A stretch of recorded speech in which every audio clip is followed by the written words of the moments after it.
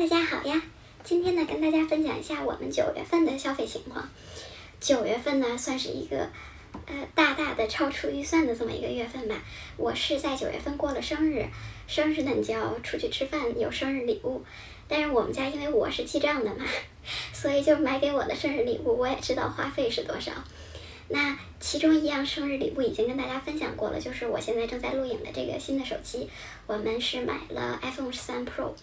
那另外一个礼物呢，就是缝纫机以及缝纫相关的一系列的物品。那具体就是都有哪些东西呢？我会在视频的后面跟大家分享。那我们先来快速的看一下我们9月份的花费到底有多高。那先来说总数，我们9月份呢是总共花了8083块3毛4法郎。其中2439块1是我们每个月的固定支出，房租、电话费这些支出。然后其中呢，我们的 grocery 是花了683块3毛2。这其中它这个月份高呢，其中一部分原因是我在那个中超网购了一单。因为9月份的时候又正好是中秋节嘛，所以我就网购了月饼啊什么的一些中国食品，而且家里的干货，比如说是木耳啊、海带呀、香菇什么都没有了，所以我就一次性的下了一大单，花了100多欧。所以就说这一块儿，它会造成我们9月份的这个 grocery 的支出比平时都要高很多，高了能有差不多200法郎的样子。然后就是我们的外食，上个月是花了493块2，493块2，其中就是有包括我过生日那天晚上，我们是去了一家还比较好的餐厅，然后我们还吃了2次日本拉面。外卖其实是没有叫外卖的，但是因为就是说在外面吃饭的次数比其他月份要稍微高一些嘛，所以就是说我们的这个外食是花了也将近500法郎的样子。9月份呢，我们家小猫咪的支出也是额外的高，我们家小猫咪是花费了325块8毛8。大家知道我们8月份是有出去度假，就8月底的时候，我们家小猫咪就自己在家过了1周。我们是找了一个不叫 babysitter， 这叫什么 cat sitter， 就是有一个人会来看我们家猫咪，但是我们找的这个人不是特别靠谱，所以我们家猫咪在9月份的时候，它就有一系列的这个有点像后遗症的这么一个反应，它就会在家里乱跑，然后到处排血。而且它就是脱毛，就是脖子后头都秃了一块，我们就有带它去看兽医，兽医说它这是属于行为上的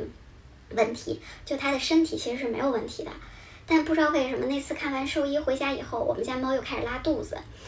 就是开始拉稀，然后我们又把我们家猫咪带回去给兽医看，然后兽医给开了药，所以我们家小猫咪的医疗花费就已经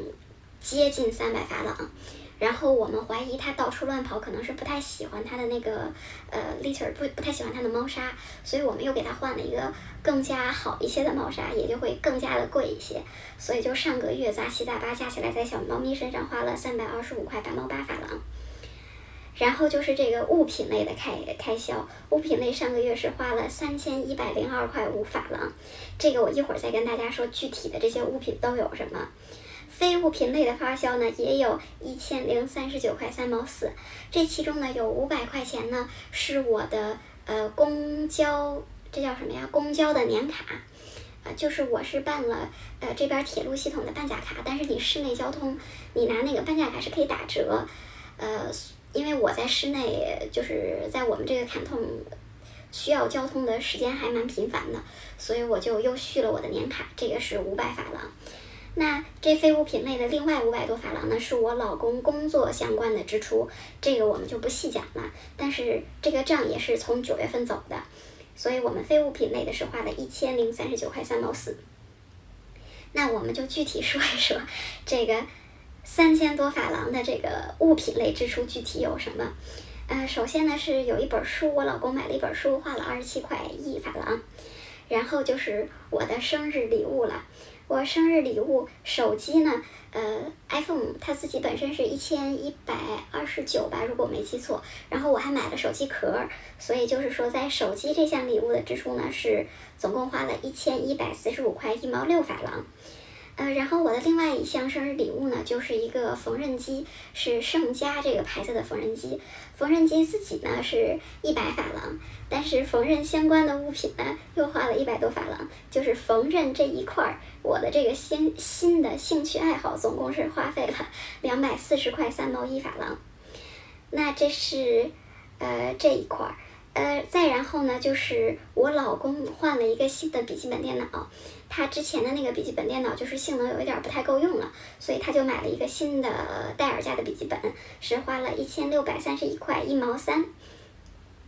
然后我过生日，我老公是还给我买了一束花儿，然后上个月的物品呢是还买了一个眼药水儿，就是我跟大家提过的，就是我经常用的那个人工泪液。上个月还购入了一项新的物品呢，是布卫生棉。我不知道大家有没有听说过这个东西，就是有很多的环保博主都在不能叫推广吧，他们就有的人是用那叫什么月经杯，有的是用这个布卫生棉。因为我不太能接受这个月经杯这个东西，所以我就尝试了布卫生棉。那在这里也跟大家分享一下，就是我的使用感受。我会把这个布卫生棉的这个牌子和图片放在这里。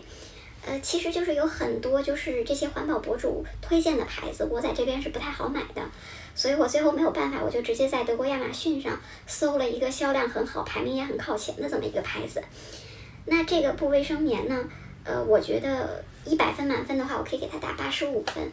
就是说它有做到卫生棉该起到的作用，就是跟我们平时买的那个 Always 呀诸如此类的那个卫生棉，它是能起到一样的作用的。它的舒适感呢，怎么讲呢？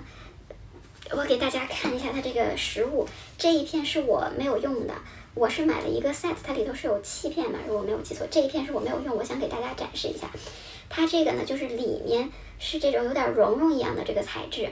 我看它的那个成分，我一会儿也放到这边来吧。它是说它是竹纤维，然后外加了一个防水的这么一个面料。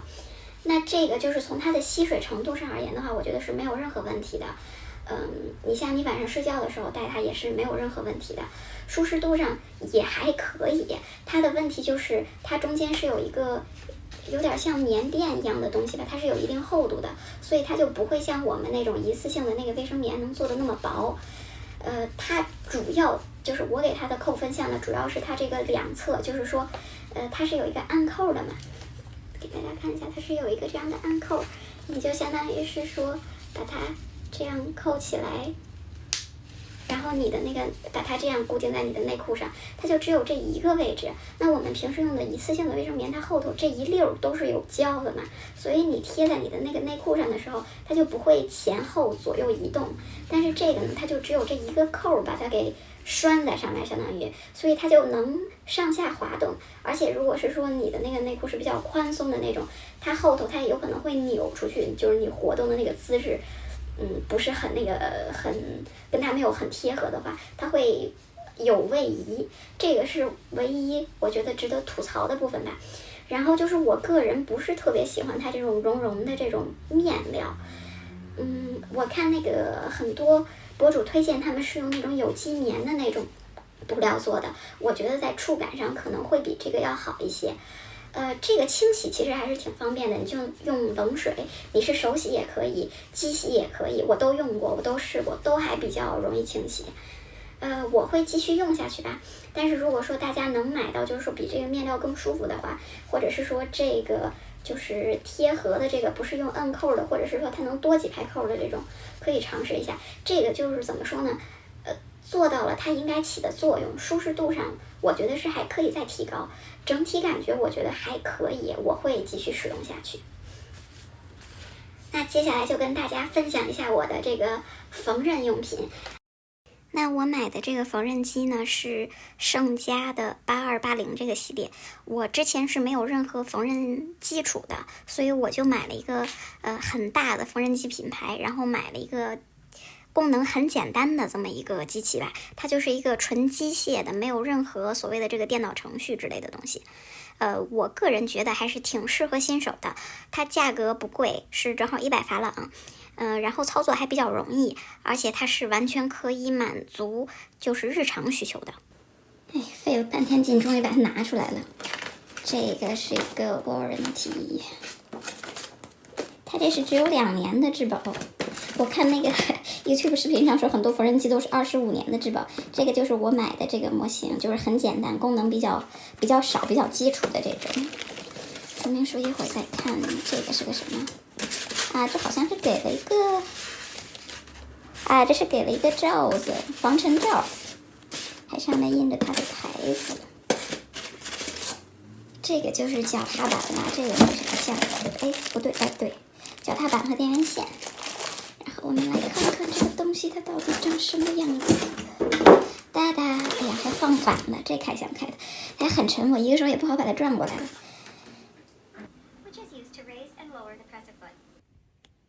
这些呢就是我的缝纫配件儿，这边主要是配件了，这个呢是装着我的所有的布料。那我们就先从布料看起吧。那我所有的布料就都在这里面啦。我自己买的新的布料呢，就只有这一块，还有这一块。这个是我在德国亚马逊上买的布料，好像是1.5米乘1米的。这个布料好像是这边人拿来给小孩做衣服的，它是100%有机棉的吧？好像是有机棉的。就只有这2块布料是我买的，这个盒子里的其他的呢都是不穿的旧衣服。这个呢是我的一个裙子 ，Zara 的一个裙子，我就把这个布料拆了，然后这个布料我是已经做了一些东西了，一会儿也可以给大家看一下。这是不穿的裙子，然后这个是不穿的 T 恤，然后这个呢是我改裤脚的时候留下来的这个裤边儿，我是想着之后可能用这个材料可以做一个小零线带之类的，所以这个布料我就也留下来了。我是没有买布料的，因为现在这个手艺吧，我都没好意思祸害这2块布料，我就先拿着我的旧衣服来练个手吧。那看完了布料，我们再来看看这一大堆配件。布料就是刚才给大家看的那2块新的布料是买的嘛，那2块布料好像加起来不到20法郎。剩下的这一堆配件呢，花的钱可能比我的缝纫机都要贵。然后这里面不是所有的东西，我觉得都是作为新手而言是有必要的啊。那我们就是一边看一边说吧。先是买了这个暗扣，就比如说大家做的那个小包包上头，你要合盖什么的，不就是要有个暗扣嘛？但是这个大家看了，我买了我也没有用，所以就是说大家这些东西完全可以等到用的时候再买。我现在就相当于是买回来囤着了。这个作为新手而言，你要不做包的话，没有必要买。那我们再来看这个。这个盒子是我之前买的首饰送的小盒，我现在用来装这个夹子。这个夹子我觉得是有必要买的，作为新手，就是你要缝合2片布的时候呢，你可以用这个把2块布夹起来，这个样子你在送布的时候，它那个布的那个位移，2块布就不会错开，你走线的时候也会走得比较好。这个我觉得是有必要的，而且因为我手比较笨嘛，这个东西比竹针好操作，所以这个新手是可以买的，我觉得还挺好用的，而且也不贵。这里头好像有10个是我自己买的，有10个是买其他的东西人家送的。那我们再来看这一包，这个是我之前买 COS 的配饰，人家送的一个小布袋子，我就拿来收纳各种各样的袋子和那叫什么呀，松紧带儿。就比如说你看这上头这个袋子，你要有个抽绳嘛，所以这些什么边角料之类的，我就把它收集起来了。这个是我自己买的松紧带儿，我还没有用。这个是你做布口罩的时候可以用来做它那个挂绳，或者是说你拿来做那个大长发圈都可以用这个，但我还没有用。这个就是我说的这些零零散散的配件了，这些全都是我想把它废物再利用。这个就是之前开会还是怎么着，人家送的这个挂绳嘛。这个挂绳，你比如说这个袋子，我就觉得如果做个包是不是可以用一下？然后像这种金属的这个配件，做个小零钱袋儿，是不是也可以给它缝上去？所以这些东西呢，我就把它规整了规整，全都收在这里头。这都是些什么抽绳啊，都不知道是买什么东西人家给的，都没有用，都是新的。我就想着，那我既然开始缝纫了，是不是可以把它废物再利用？这一袋不是，除了那个松紧带是我自己买的，其他的都是之前发的送的一些旧物。那我们再继续看这个盒子，一看就是铅笔侠的，这是很早以前买的口红套装，送的这么一个小铁盒，我也拿来做收纳的。这里面就是收纳的小工具嘛，这就是我刚才说的珠针。你如果不愿意用那个衣服夹子的话，也是可以用珠针。这个我看着裁缝都有，所以我就也来了一盒，但是我用的不如那个夹子多。这个是个隐形眼镜的一个护理盒，我是把它拿来放去别针了。不光叫去别针，这还有别针，就你要穿个松紧带、穿个绳什么的，这些是可能会用到的。目前我也是没有用到，这个也是之前买衣服呀还是什么呀，乱七八糟家里剩的些东西，也不是我买的。这个软尺这是肯定要必须的，大家如果家里有的话，就可以用家里已经有的。我的这一卷是好像是买熨斗还是什么东西人家送的吧，上面这个就是理线的这么一个魔术针，我把它捆在上面了。这两样工具呢，我觉得是很有必要的，我们一个个看。那这个工具呢，就是可以用来拆线的，尤其是你像我用的绝大部分都是我的旧衣服嘛，那旧衣服你就需要先把这个线呢、缝合线都给它拆开，你才可以更好的用这个布料嘛。就如果你家里没有这个工具的话，你用那种小的剪子，就像指甲套装里头不是经常会送个小剪子吗？用那个也行。但是这个呢，因为它是可以伸进去的，所以它就能更有效率一些。再来就是这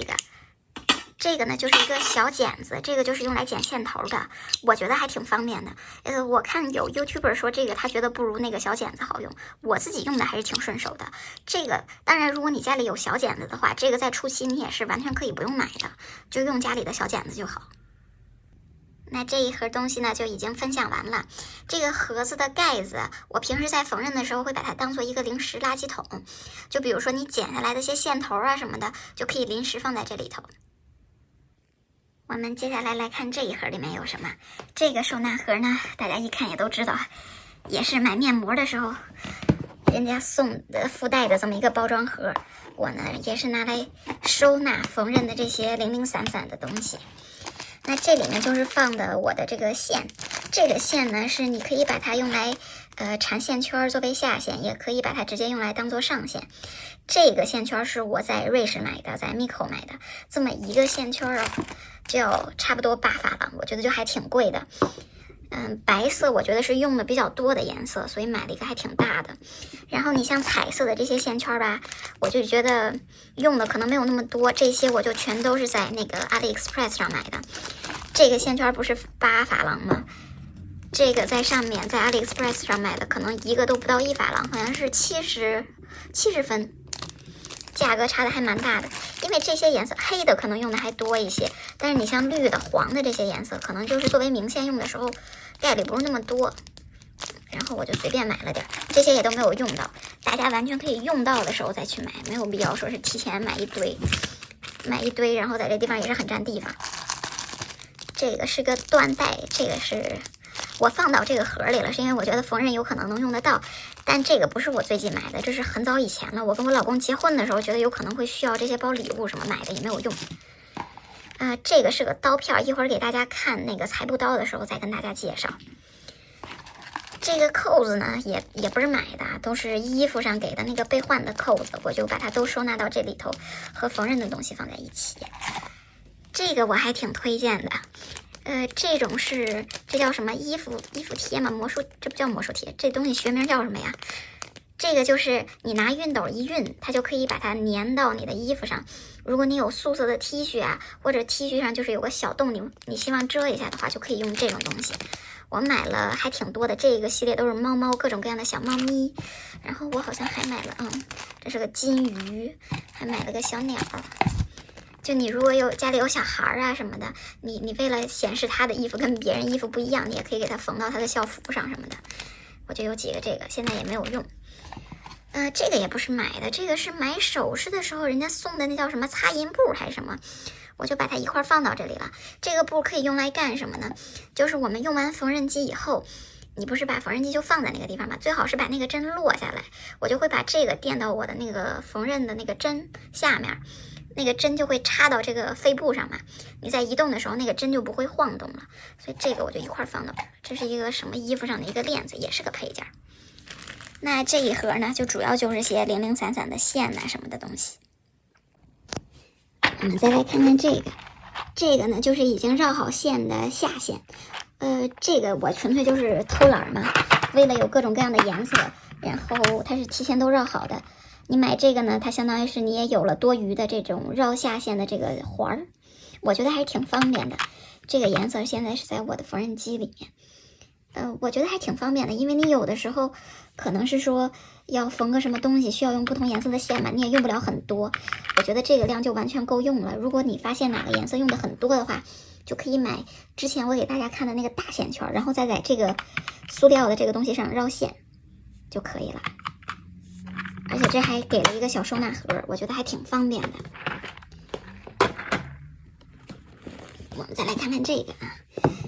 这个呢就是我买的一个小熨斗。如果家里有大的熨斗的话，这个就没有必要再买个小的了。我是因为我们家里那个大的熨斗是我们房东的，特别不好用，而且又大又沉，我觉得不方便，所以我就买了个小的。这是个蒸汽熨斗嘛，所以这个是熨斗附赠的，可以往里头灌水的这么一个东西。我买的这个牌子呢是这个牌子，不知道应该怎么念，也是在德国亚马逊随便买的。目前而言，我觉得还挺好用的。因为是欧标嘛，我在德国亚马逊买的是欧标，所以我上头有一个转瑞士的一个转换头。它就很小，而且比较方便，一只手你就能拿得过来，可以调整就是不同的温度啊，不同的蒸汽大小，灌水就灌到这里面。这个我觉得还是挺好用的。我觉得这东西大同小异，没有必要也一定要买这个牌子。而且大家如果家里的熨斗就是即使是大的它好用的话，也没有必要再买个小的，因为功能其实是一样的。那我们再说这个布料呢，就是我那个 Zara 的裙子，我把它裁下来做了一个剪刀的这么一个套。我是放了2把剪刀，一把呢是用来裁纸的，这个就是 IKEA 的剪刀，上面那一把呢就是一个裁布的，专门用来裁布的剪刀。我先把这2个拿出来。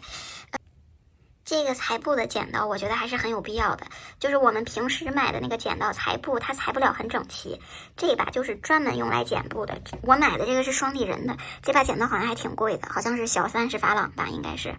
但它真的还挺好用，非常的快，可以剪的那个边缘非常的干净，它下面是平的嘛，它就更好裁一些。一把好用的裁布的剪刀我觉得还是很有必要的，你剪裤脚啊，或者是说你剪布料啊，都需要用得到。这个我觉得是值得投资的，而且我看很多裁缝都讲是说，这个裁布的剪刀一定不要拿来剪纸，剪布的剪刀就是用来剪布的。这个大家可以看得到它很尖，这也是为什么我做了这个剪刀套，因为我害怕拿的时候不小心戳着自己，所以我就拿那个废布料，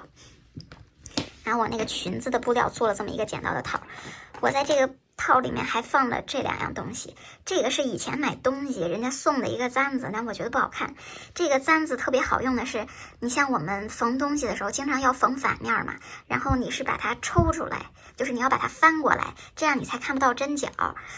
这个东西呢就非常好拿来捅那个布料，然后因为它前头是个圆头嘛，你也不用害怕是说把布料戳破。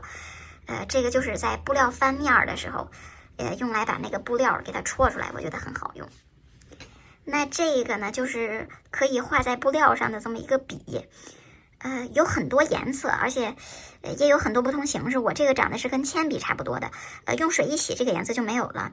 我选了一个红色，是因为它在浅色布料上能看见，在深色布料上也还能看见。它削也很好，削的时候就是你一拽这个绳，它就绕圈似的，就能露出更多的笔芯儿。